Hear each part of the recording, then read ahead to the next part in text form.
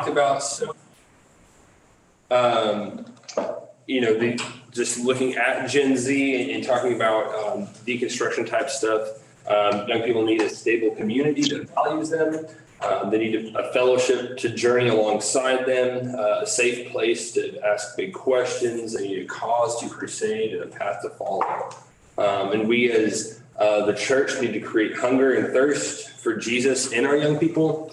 And we need to bring Jesus into view in all things for our young people. Last 2 weeks, we talked about growing young and the 6 commitments churches make to growing young. In other words, just growing young people, bringing young people into the church community. Talking about keychain leadership, how we identify ways that, influences we have in the church and how we can pass those on to young people. Empathize with today's young people, which we've done a lot of talk about that and looking at what they need. Taking Jesus' message seriously Jesus, our young people really want truth and they're okay with the challenge of the gospel if we're willing to bring it to them. We need to be the best neighbors. Both those things we're talking a little more about today, but just be the best neighbors and do what Jesus, says to the sheep in Matthew 25 of serving those who are in need. Young people really connect with that. They need a cause to crusade. So that really draws them in, that helps them tie in faith with their practical lives and see how it is something that actually live out. Prioritize young people and their families everywhere. We talked about just asking the questions. How does this include or involve young people, or how can this include or involve young people?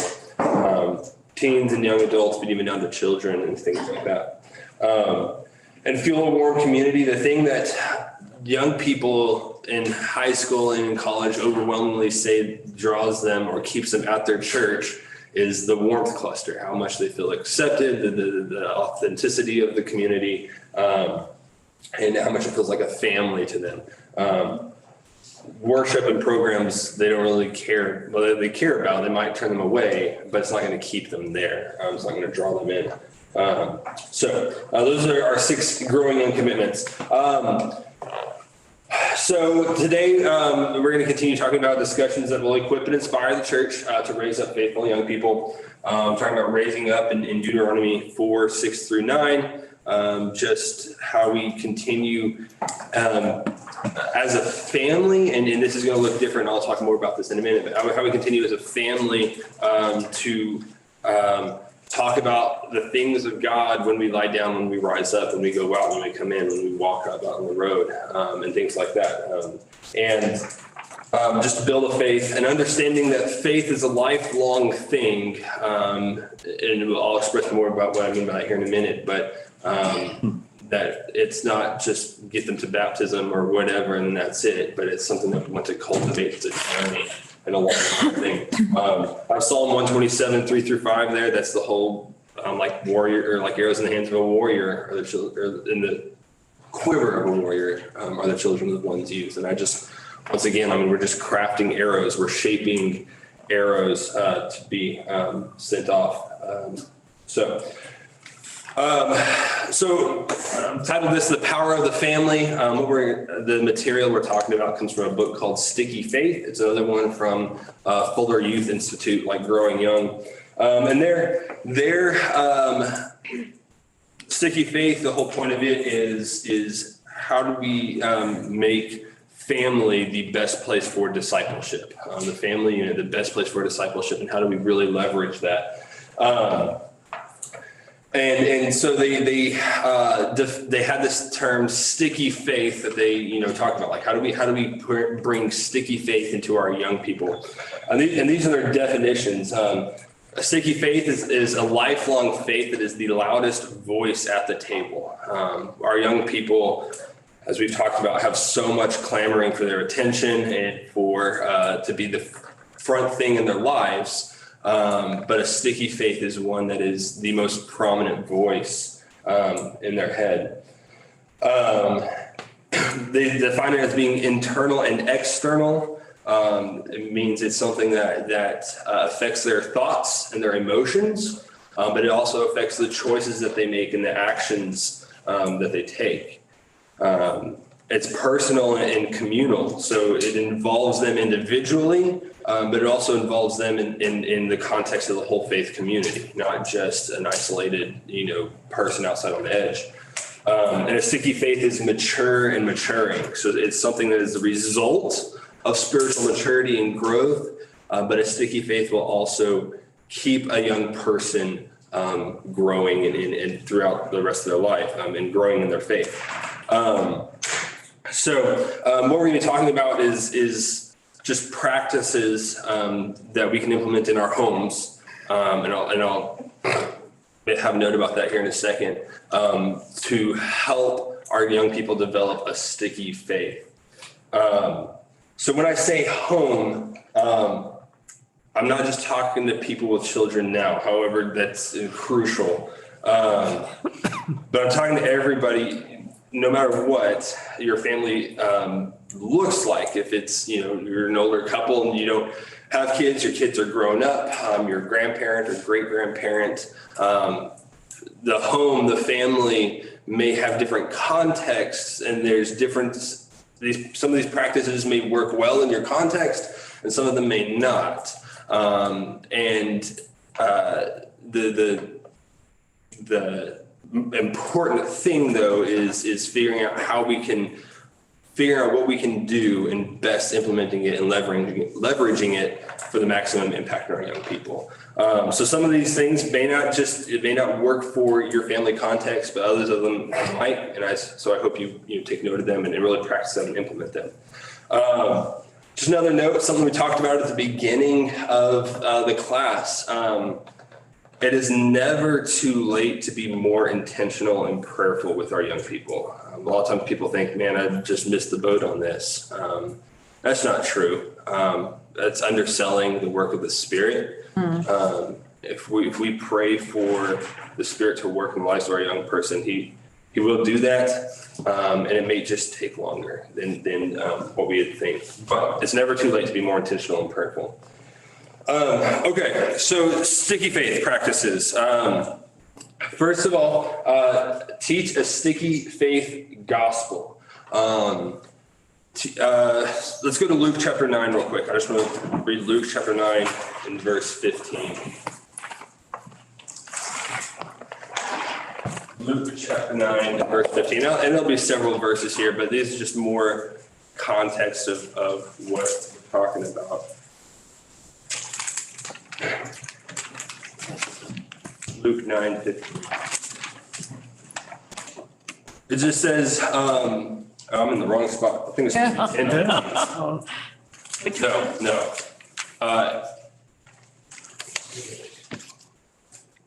Get it right down.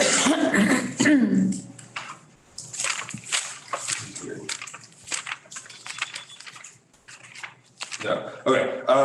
9:23. Why did I write 15? All right, 9:23. 9:23. And he said to all, if anyone would come after me, let him deny himself, take up his cross, and follow me. And the rest of that's, even what Jesus is saying there is difficult. Whoever who would save his life would lose it, and whoever loses his life for my sake will find it. And it's a difficult teaching, and it's a challenging teaching for us to deny ourselves. But like with one of the 6 core commitments, take Jesus's message seriously. This is important. Our young people want something of substance and value, right? The world continues to offer counterfeits and fakes, and they see right through that. But if we're willing to teach a sticky gospel and something that is challenging like this, deny yourself and take up your cross and follow me daily, right? That's a challenge, and our young people are more drawn to that than I think we realize sometimes. A middle schooler, maybe not. I'll be bluntly honest. Like middle schoolers, after being about youth ministry for about 3 years, I went home and I was visiting my home congregation, and I caught up with my youth minister I had whenever I was in junior high, and I just said, I'm sorry, I was in junior high when I was in your youth ministry. It's a thing. But especially as our young people get older, things like this are good. Things that are challenging and require something of them. But a sticky faith gospel, it requires us to teach trust.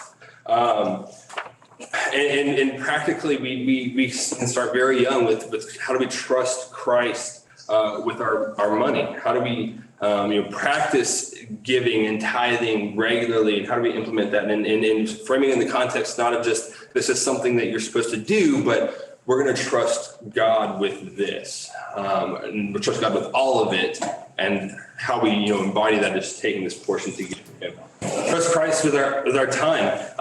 Have a practice of dedicating time, a specific amount of time to Christ, to prayer and study as a family. As dedicate a section of time of that's devoted to serving and helping others, right? And say, hey, look, I know we like our Saturday mornings, or I know Saturday mornings a lot of times are filled with sports these days, but whatever it is, but let's take some of that time and set it aside for something that honors God. And trust God with our relationships. With that, practice hospitality. That's the big thing, the people we bring into our home, how can we share Christ with them? How do they share Christ with us? And whenever relationships maybe get difficult as they grow up, Kylie and Hannah honestly had to learn this one a little while back of just how do we trust that this friendship is going in the direction it needs to go. If we need to not be friends, if we need to grow, whatever it is, right? But being willing to say, hey, I'm just going to trust God with what's happening here, and not be anxious about this friendship, rather trust God to do the best. So those are the things we trust God. Once again, we can't pass on what we don't have. So these are things that we have to, everything we talk about today is stuff that we have to be modeling and we have to be doing in our own lives.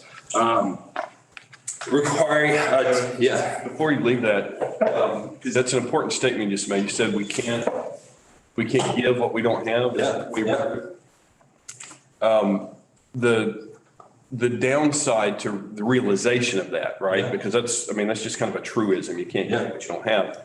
But the downside is that sometimes if we think we don't have enough to offer, then we may just not do anything. Sure.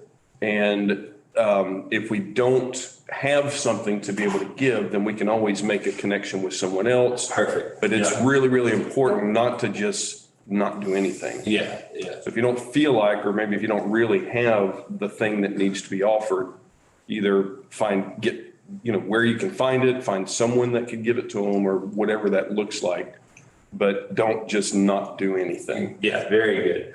And that's requiring trust requires trust of us as well, of saying, like, I'm confessing I come up short in this area and trusting Christ to be able to come in and complete, us and in our parenting. Yeah, Troy, go ahead. I think the impetus or the motivation behind that statement in our context is not to cause us to say, oh, well, I don't have anything to give, so I don't need to do anything. Sure. No, the impetus is to help us to grow in our own faith.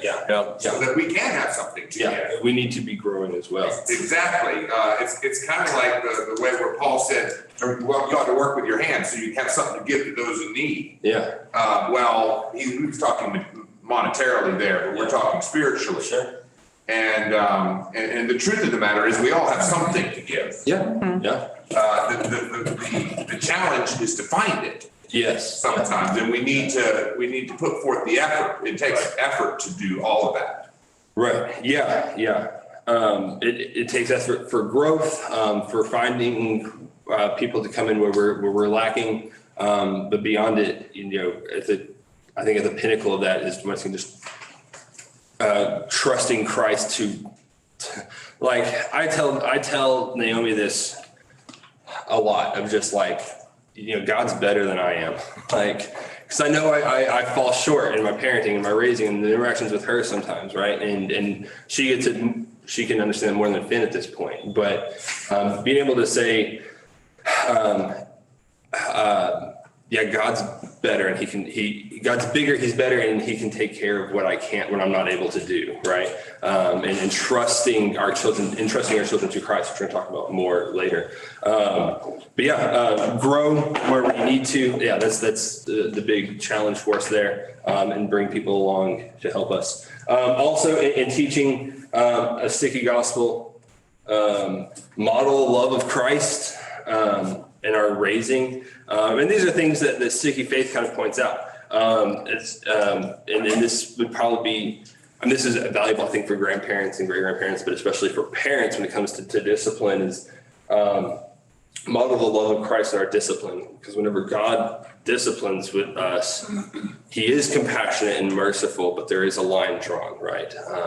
There is a chance to repent and come back, but there is that line drawn. So default with compassion. Don't compromise truth, and trust Christ with your child. And trust Christ with your child becomes a bigger deal. And we'll talk more about that lately, especially as they get older and they start making decisions for themselves, right? And I've never had that experience, but looking back, I can see the fear on my mom's face as I was getting older and making decisions for myself, right? You should have seen the fear on our face when our daughter was about 17 years old. She met this young man in school. No, I'm just kidding. Yeah, whatever. It's taken some of you to figure it out, right? Just a second to figure it out. Trust Christ with our children, model the love of Christ in our discipline and our raising. Don't compromise truth, but default with compassion. Envision a sticky identity for our young people.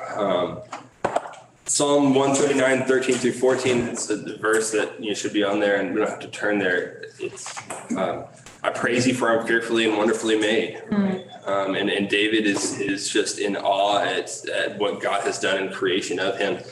And we should raise our young people with that same awe, right? And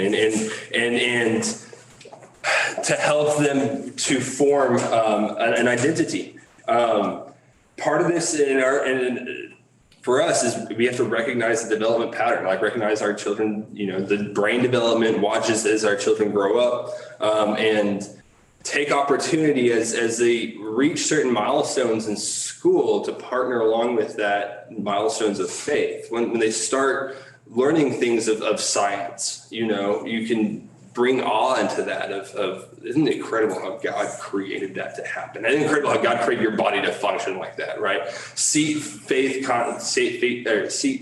those things in a faith context, where God is at the center.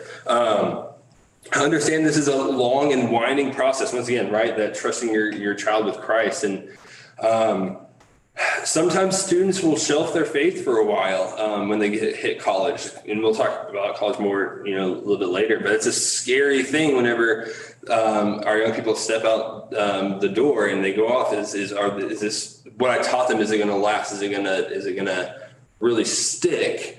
And it's common, and it's interesting. Just kind of watching Barna research on millennials, because millennials just vastly abandoned faith right out of high school on into college and young adulthood. But recently, especially during the pandemic, millennials have been leading the charge in plugging back into the church. And so a lot of those who people thought well, my child's lost, they actually got stronger than they were before, which is really interesting. Troy. You mentioned science. As children are, like Naomi's age and even a little older, they naturally tend toward belief in God. Yeah. You don't have to convince them. No. They believe in God. It is later on when people get a hold of them and they have to be taught otherwise that, no, there's no God. It's all science, that kind of thing. I think it is important for us, even if you homeschool your kids or even if you don't expose them to public education, that you help them understand science in the context of Sure. the Bible Yeah. and God. You know, when I was growing up, I subscribed to a periodical called "Does God Exist" by John Clayton, and he basically answers a lot of these questions. He helped me through those times, Sure. Yeah. and helped me answer some of those hard questions. Yeah, I think Kyle Butt took that over, and I got it. I was doing the "Does God Exist" stuff whenever Kyle was doing it. So yeah. Okay. Anyway, but it's something like that. I'm not really I don't get any money for advertising him, but my point is that we need to have something that helps answer some of those hard questions that we're not able to jump in and answer them ourselves. Yeah. And something else I was going to say, Jeff, forgot. I'll come back to me. Yeah. You need to tell them what's written over the door of the. That was it. That's what I was going to say, brother. Thank you. Yeah. When I was at the University of Florida, the chemistry building was on the National Register of Historic Places. So it was built a long time ago, probably in the 30s or 20s. Yeah. And it was built during a time when, religion was not persona non grata.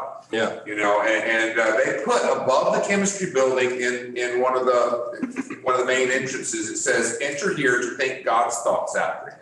That's cool. I thought that was, and it was still there in the 80s when I was there. Wow. I think it had a few vines growing over it. And there are people who want the vines to grow. Yeah. Of course. Yeah. Take those opportunities to put. Once again, it kind of comes back to the bringing Christ into view in all things, right? And taking every opportunity we can to bring Christ to the center stage.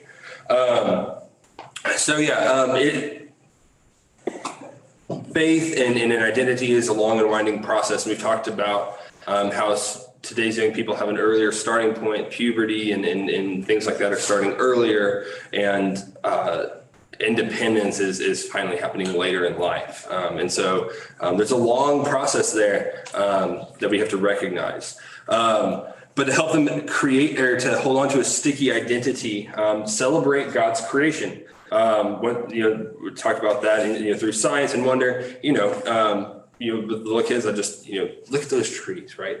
God made those trees. Look at those stars, right? Well, around here but it's better than some places, but, look at what God has made, but then at the individual level, right? God made you perfect and good and help them understand that they have an identity in God, through God's creation. And God wants a relationship with them, right? That they are desired by God. Yeah. I think one of the important things is that I've seen through myself growing up and having children in the 20s and stuff is that you can be brought up with faith. Mm-hmm. And then life interferes, like you say, and you doubt it. The most important thing to me when I was growing up, as I look back now, and I hope my children will do the same, is that my parents were steadfast in their faith. Yeah. And I think that's the important, is not just saying I believe or doing it, but I knew without a shadow of a doubt, my folks believed in God and Jesus. Yeah. So that is what I try to do now for my children when something good happens. Yeah. Doesn't matter. Or even if something bad happens, I say, oh, God was looking out for us there. Or that was good that God was, overseeing or helped us accomplish this or that. If they want something, I say, you pursue it, but ask God, what's his will? Is this Good. the right thing? And I think that's the strongest thing, is that most of us go through a time where we doubt and think we know more or other things, but the root you come back to. Yeah. If you're fortunate and you have good guidance, good people around you. Yeah, definitely. We'll talk about that more there. You actually kind of take care of it, but staying constant, through ups and downs of our young people developing a sticky faith is so important for us to stay consistent and solid.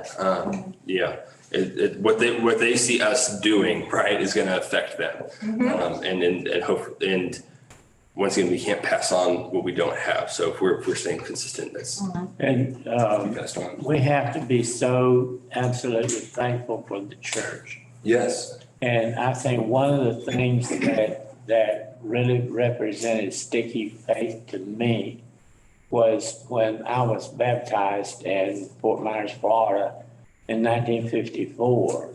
There was a little congregation there that was a missionary place. I mean, people built every brick. Yeah. And when I was baptized, me and two of my sisters, we were in a class of new converts, and that class consisted of us kids and people who were 60 or 70 years old. Yeah. And I got to hear them tell their stories. Yes. Yes. And of course, Yeah. when I went off to college, that is what stuck in my mind, not what those ungodly professors were saying. Right. What they said didn't touch me at all because I saw what it is. I saw the sticky thing. Yeah. Yeah. Saw faith that stuck with them, right? For their entire life. It's crucial. Sharing, being able to see, have conversations. That's, the importance of connections with our older generation, our young people having connections with older generations and conversations. We're sitting in the room to hear about how faith lasts for a lifetime, but how it has impacted someone's life, right? And how they've held to it and what it's done for their life. Once again, celebrate God's creation of the community, right? God, Christ established the church for a reason, right? And God created the community for us to be tied into and to grow and lean upon one another and learn from each other, and see that and other people are in relationship with God too, right? It's not just understanding that for a child to grow up understanding, I'm in relationship with God. God wants a relationship with me, but he also just as much wants the relationship to the person that is next to me and maybe the person I don't really like very much, right? And learning to deal with the church and in that context of God's grace is given freely to everybody, and he desires relationship with everybody. So they then form an identity in the community of God's kingdom, not just an isolated person. And celebrate God's creation through traditions. What we do as a family and as a church to celebrate our young people and their growing up and their coming of age and their faith milestones really solidifies in their mind their value as part of the community and of the family. And we'll talk a little bit more about that later. But that's a good deal. Dakota? Yeah, real quick. Real quick, on traditions. Oftentimes in the Church of Christ, we get down on traditions. And Sure. the truth is we have traditions. Yeah. Oh, yeah. And Jesus did not condemn tradition.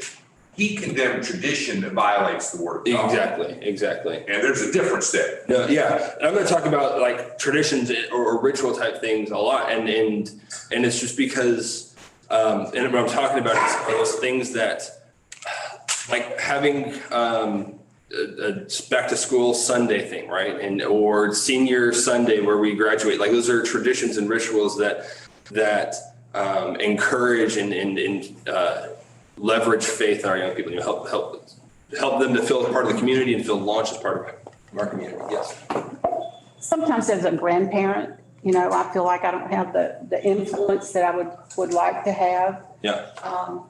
And I got to thinking about it a few years ago, and we usually meet, for family dinners, Thanksgiving, Christmas, and Excellent opportunities. well, I thought for my grandchildren, I thought I'm going to give each one of them a Christmas card, and I'm going to put cash money in it, and I'm going to tell them individually, this is not your Christmas present. You will get your Christmas present later, but this is for you to find somebody that you feel like is in need. That's incredible. And when we have our Christmas dinner, I said, I want you to share your stories at the table. That's incredible. And they did. And I just something that I want to continue because it made them look for somebody in need Yeah. to give that to. Love That is beautiful. That is just beautiful. So y'all write that down. That's- Their end of the deal was that when we came together for our family meal, they had to share their experience, Yeah. how they picked this person. Yeah. You know, and I loved it. Yeah, that's wonderful. You're giving us a segue here, into, yeah. that. One last thing, since we're on this traditions, just about everything we do, like when we come together, the fact that we're sitting here in a classroom, this is a tradition, right? It was established whenever it was, and this is kind of how Bible class or Sunday school got started. Because you won't find it, in here as far as Sunday school, and the way we do assembly. Everything about what we do is a tradition. And I think the main thing that when we're, like to Troy's point, when we are looking at what Jesus did and said about traditions, the whole thing, there's nothing wrong. Traditions are amoral. Yeah. Right? They're agnostic, they're neutral. And we can either use traditions for good or we can use them for bad. Yeah. Oh, yeah. Pharisees, one of the main reasons that Jesus had such a clash with the Pharisees is that they put their traditions above the law. They inserted them and said they were part of the law when they never were. Yeah. And then they made them a test of fellowship. Right. Exactly. Right? And the Church of Christ, every other denomination is full of traditions. And it's just a matter of how do we view those traditions. Right. The Lord, when we do communion, some would say a ritual. I think it is a rite. But it is a tradition, the way that we do it. And it can be completely meaningless. Yeah. Or it can be absolutely beautiful and heart-rending. Yeah. Yeah. It just depends on our approach to it. But traditions can, and I think should be, a very important part of what we do and who we are. Yes, definitely. But we have to make sure that we have a good relationship with our own traditions. Yeah. Yeah. We understand what they are and why we do them. Yeah, definitely. And leverage them for faith purposes, not base our faith on them. Right. Yeah, that's a great way to say it. Conversations, and I love what Gail did here. Because how the conversations we have in Ergon kind of mentioned this, sitting in and hearing conversations. The conversations we have a major impact. The reality of conversation is that most parents don't talk about faith with their children. They don't have, according to the studies done by Public Youth Institute, most parents don't really have a conversation about faith with their children. But students who tend to have, or students who had sticky conversations, had conversations with their parents about faith, tended to have a sticky faith, a faith that lasted longer, right? A faith that went through life longer. Parents tend to avoid tricky subjects like sex or drugs and things like that. But parents who had those conversations with their students helped their students know how to handle those things when they were faced with them, right? Being able to face that and understand what was being talked about. And parents who talk about doubts, their own doubts and struggles of faith, helped students be able to navigate doubts and struggles with their faith whenever they incur. As you can see, parents who are more open about conversations with these things encourage our students to, and the students can see that it's okay. There's a touch point there. My mom, dad, even grandparents, they understand, they see what's happening here. They've been through this. And so it's reassurance that they're not alone in it. It's also not taboo. The more we make something forbidden, the more we want it, right? The more we don't ask those questions or talk about those questions, the more we want to know the answers to those questions, right? And the more destructive it is if we find weird answers to those questions, right? And so parents who talk about their doubts and faiths help build sticky faith. And students who have sticky faith that lasts a lifetime, have parents who encouraged independent thought. So once again, when it comes to those doubts and questions not, well, this is how I think, so you have to think this way. This is my answer, so you have to have this answer, but more of, okay, well, let's come along and help you find the answer to these questions, right? Or that's a different thought than mine, but maybe it's not wrong, maybe it's just different, right? Independent thought for our young people is huge. So that's the reality, but practicing conversation is important. How do we make these conversations happen? I love Gail. She provided a space and time for conversations about faith action to happen, right? Like, here's the money, go, come back, and let's talk about what you did with that, right? That's what Jesus did, if you caught that. Like, he sent the 72 out with the ability to go bless and serve and said, okay, come back, tell me what you did, right? That's just incredible. Like, that's so good. So create the opportunities and have a conversational ritual like that, right? Something where it's like, at family gatherings, everyone's, coming with something to share about their lives, their faith, their questions, whatever it is, make it something that everyone is understands up front. Well, I'm coming to share, and everyone has a seat at the table, and everyone from the youngest to the oldest has an opportunity to share. Did you have your hand up? Sure. Kim? Yeah. I think there's also room to have conversation on the opposite end of that. It's, you give your grandchildren money and say this is for someone else, and you also have them have the opportunity to come back and tell you what they did and why they did it. But maybe there's one child that doesn't do it for whatever reason. Sure. Let's have a conversation about that too. Maybe they didn't find someone that they thought really needed it, they still have it, or they made a mistake and they did spend it on themselves or something. So yes, for that kind of thing and that kind of thing. The reason I'm thinking that is because for a few years now, I've really wanted mobility at the post office, and there's really no reason why I could see that I didn't get it. But I'm under a new regime now. What I mean that there's new management and staff, and these folks are questionable at doubt. But anyway, and I've seen people even with less experience get more opportunity. And my sister's been telling me this for a while. She said, sometimes God protects you too from certain things. Yeah. And so the kind of temperament and the kind of person I am versus the kind of managerial staff I'm under right now, I'm kind of glad that I didn't get what I asked for, because I would be faced with some really tough and challenging situations that I would really rather not be in as far as management is concerned, but the job itself I could have done. So sometimes it's good to have conversation too about why you don't have the anticipated success. Yeah, sure. So Yeah. it's an answered prayer, but in a different way. Real quick, and then The other one is that if we relegate spiritual matters just to this building, just to church, then it's not real. No, It's exactly. gotta be at home too. yeah, Gotta be able to talk about spiritual matters. It's gotta be an open subject to be able to discuss, and for the parents even to initiate the conversation. Yes. Spiritual definitely. matters or. Yeah. So in these conversations, it's important that we listen and ask questions. A lot of times we want to hop in and share, or but it's important for us to listen to what they're saying and ask questions to learn them. Don't avoid tricky topics, and share your story whenever the time is appropriate, and share your faith, your doubts, how faith has impacted your life.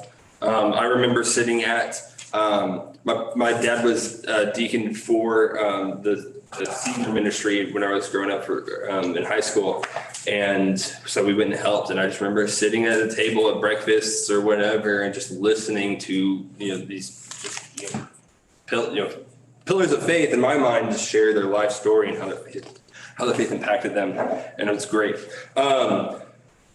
So the scriptural context for that was Luke 10, 25 to 37, whenever the lawyer asked Jesus, who is my neighbor? And Jesus doesn't give him an answer. He gives him a question that he then has to go in and work on. It's just working with conversation. Spin a sticky web of relationships. That's Acts 16:1-5 is the scripture context. It's Paul picking up Timothy and taking him along on his missionary journey. And the idea is, once again, this is 5 adult connections, or 5 faithful adults connected to one student, right, to help build faith. So build a web of relationships in all directions. So not just, so mentoring from the older generations at 5-to-1, with their peers. So partnerships with all generations. The young people should feel like they are a part and partnered with the rest of the church. They should have opportunities to serve younger generations as well. So as they get older, they have a lot of experience and wisdom to share and help out younger kids. Yeah, our young people should be integrated in the church, involved in the church in this way. Do that with intentional actions. Once again, traditions and rituals, things that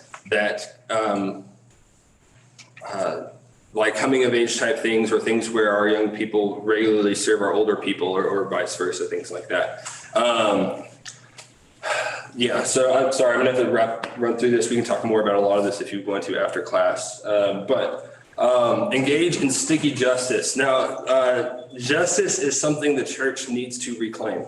Amen. We've kind of left that out there in the woods, and it's been picked up and turned into something it shouldn't be, where it's more about placing myself over other people as some moral superior high ground, versus the church going out and serving those who need help, bringing justice to those who are being afflicted. That's what Jesus says when he comes, in Luke 4, he reads Isaiah and he says, I've come to give sight to the blind, to release the captive, to proclaim the year of the Lord's favor.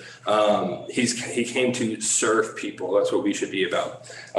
So we should practice justice within our families in a biblical measure. Just read the prophets and see what God said to Israel if you would just do this, right?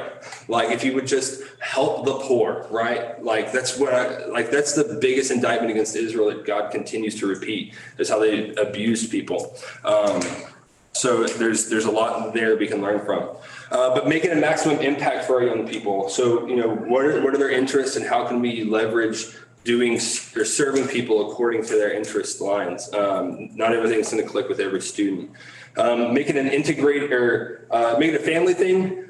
This Christmas, I really appreciate it. My parents, for one of the things we did is we just packed boxes full of stuff to take to the homeless shelter, right? That was the first time we'd ever done anything like that, but it was a family thing. Naomi and Finn got to help. And it was my grandparents, we had great grandparents and grandparents and me and my kids. It was awesome. Aunts and uncles. It was a cool thing. The whole family was involved in justice. And it's not just something that make it most maximum is not just a short-term thing, but something that impacts everyday life. It's something that we think about and do constantly. And integrated through relationships, develop a relationship with someone you want to help before or after. Sticky bridge out of home. What's on the other side? Have our conversations about about college and life after high school with our older high schoolers. Help them set a good trajectory for the first couple of weeks. Research shows that. I'm sorry, I'll have to catch you after class. Research shows that those first 2 weeks of college are huge for students because they're managing new stresses in life with a school schedule. They're trying to figure out how their faith fits in this context. They're slammed with things that they hadn't really faced before. And finding a new church is hard. So helping to build that bridge. The more contact from people at the church a student has in the first 2 weeks of college is like so much more beneficial for their faith. It's huge. If we are in contact with them as they go off to college. Talk about life after graduation. Visit churches while visiting colleges. Have conversations about that. Celebrate rituals, or celebrations and rituals as a family and church. So celebrate last coming of age rituals and traditions. One thing that I've seen that people do is through high school or younger, a parent has several adults that they're pouring into a kid's life. And then as they're approaching graduation, they have a dinner where everyone is invited. And those people who've been investing in the student for 6, 8, 18 years, whatever, they come and they just say a blessing and then say, hey, I bless this. I hope this happens for you. And these are ways that I see you can grow. And these are ways you've blessed me. And it's a group of adults pouring into one student to send them off. And I think that's an incredible thing to do. Dakota, I'm sorry to interrupt you, but that is one thing that is so important. You're talking about sending them out. Yes. And the Bible teaches us that when a church sends somebody out to do his work, they should be sent. Yes, yes. And if a parent sends a kid off to college, he's gonna be swimming with the sharks. And you need to see prayer. Yes. And God has always told us that you don't have because you don't ask. Yes. Yep. Our God is powerful. He is miracle worker. Amen. Last little bit, attorney assumes there's going to be doubts and fears along the way. Cultivate a lifelong friendship with your students. Rely on the church to fill in where you can't, and trust the work of Christ's Spirit in you and in your child. I really appreciate it. If you have any more questions or comments, come and see me. Go ahead and dismiss you. Thanks for your attention. I really enjoyed your class. Thank you. I'm sorry that we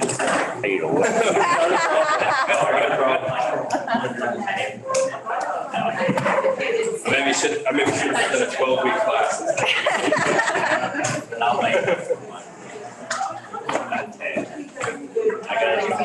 Well, we only had 7 weeks, actually. That's right. Yeah. So I set my phone for 10 o'clock and Get up. I did when I get up. Yeah. Now, 2